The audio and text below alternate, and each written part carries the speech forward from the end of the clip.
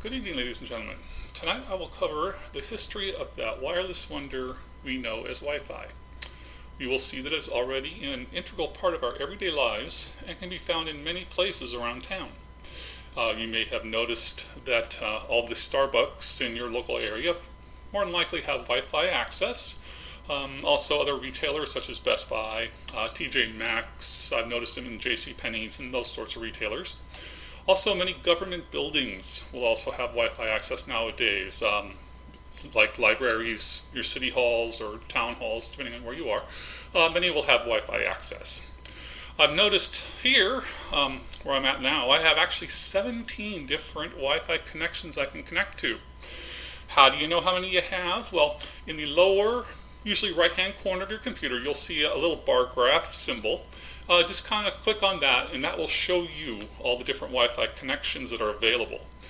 Now, you may not be able to connect to some of them because they may have security, need passwords, things of that nature. We'll cover that in a little bit.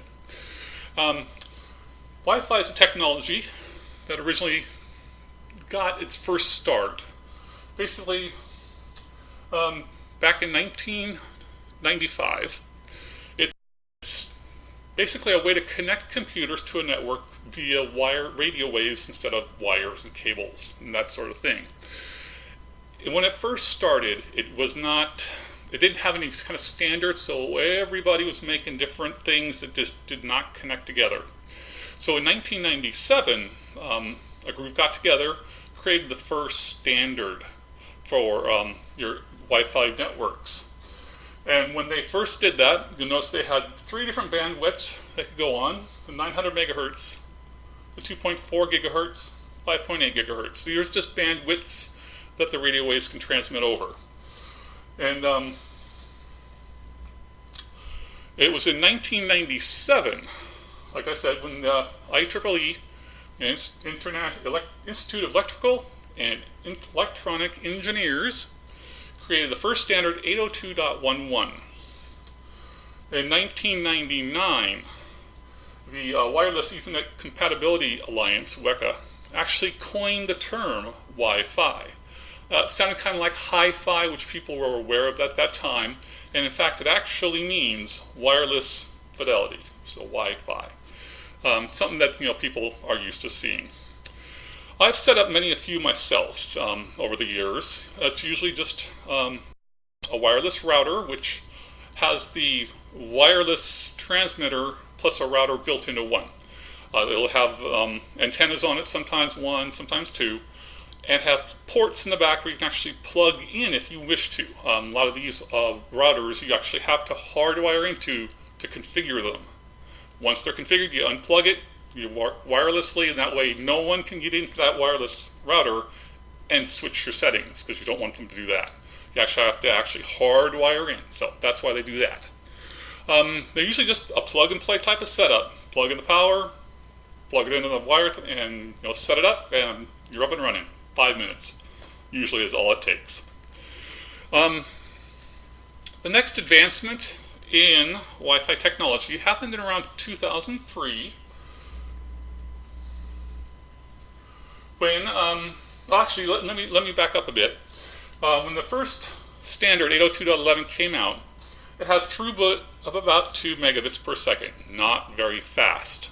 And the range was not particularly far. You had to be really close to the router, to the wireless, access point to be able to actually see the signal. In 1999, they came out with 802.11b.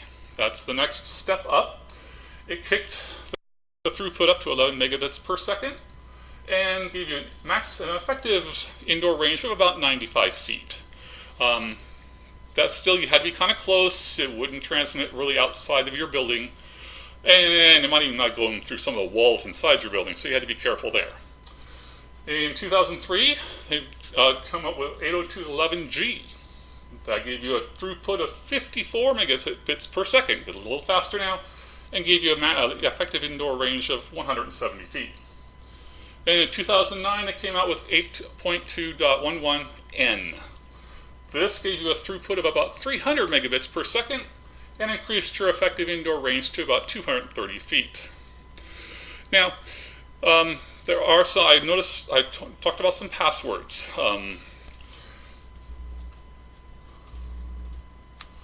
The first one it came out with was the Wireless Encryption Protocol, WEP. It was basic, standard, wasn't very secure, but it was better than nothing. In 2002, WECA came up with WPA, which is Wi-Fi Protected Access. This counteracted a lot of the deficiencies that WEP had.